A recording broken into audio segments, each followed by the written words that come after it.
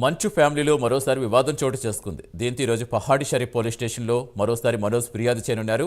శనివారం రాత్రి జల్పల్లి నివాసంలో మనోజ్ పార్టీ ఏర్పాటు చేయగా పార్టీలో విద్యుత్ సరఫరా కోసం జనరేటర్లు తెప్పించారు. అయితే మనోజ్ పార్టీ ఏర్పాటు చేయడంతో అసహనానికి గురైన విష్ణు జనరేటర్లు తన మనుషులతో పంచదార వేయించారనే ఆరోపణలు చేస్తున్నారు.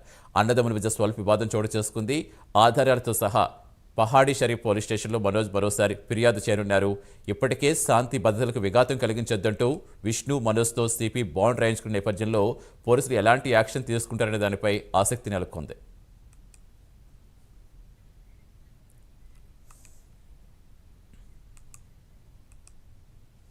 మంచు ఫ్యామిలీలో మరోసారి వివాదం చోటు చేసుకుంది. దీంతో ఈరోజు పహాడి షరీఫ్ పోలీస్ స్టేషన్లో మనోజ్ మరోసారి ఫిర్యాదు చేయనున్నారు. శనివారం రాత్రి జల్పల్లి నివాసంలో మనోజ్ పార్టీ ఏర్పాటు చేయగా పార్టీలో విద్యుత్ సరఫరా కోసం జనరేటర్లు తెప్పించారు. అయితే మనోజ్ పార్టీ ఏర్పాటు చేయడంతో అసహనానికి గురైన విష్ణు జనరేటర్లు తన మనుషులతో పంచదార వేయించారనే ఆరోపణలు చేస్తున్నారు. అన్నదమ్ముల మధ్య స్వల్ప వివాదం చోటు చేసుకుంది.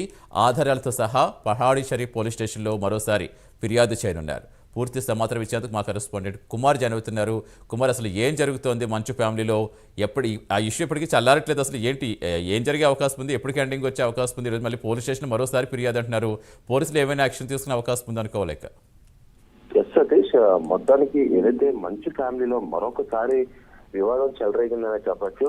ముఖ్యంగా ఏదైతే ఇప్పటికే మంచు ఫ్యామిలీలో జరిగిన గొడవకు సంబంధించి ఇటు మనోజ్ మంచు విష్ణు కూడా కమిషనర్ సుధీర్ బాబు కైతే ఏదైతే బాండ్ తెలిపారు. మరొకసారి ఇలా గొడవలు పడమంటూ కూడా, అలాగే ఏదైతే పోలీస్ విధులు కావచ్చు లేదా మీడియా విధులు కావచ్చు ఆటంకం కలిగించకుండా ఉంటామంటూ కూడా ఇప్పటికే ఏదైతే బాండ్లు అయితే సమర్పించారు. కానీ మరొకసారి అంటే శనివారం రాత్రి ఏదైతే మనోజ్ తన నివాసంలో ఒక విందు అయితే ఏర్పాటు చేసుకున్నారు. ముఖ్యంగా ఆ విందు ఏర్పాటు చేసుకున్న సమయంలో కూడా విష్ణు తాన్ని ఏదైతే మంచు మనోజ్కి సంబంధించిన జనరేటర్ లోని పంచదార పోయించాడంటూ కూడా ఏదైతే మనోజ్ అయితే ఆరోపిస్తున్నాడు. ఈ నేపథ్యంలోనే మరొకసారి పహాడి షరీఫ్ పిఎస్ కి అయితే మనోజ్ అయితే వెళ్ళనున్నారు. ముఖ్యంగా ఏదైతే దీనికి సంబంధించిన ఆధారాలన్నీ తీసుకుని కూడా పహాడి షరీఫ్ కి అయితే వెళ్ళనున్నారు.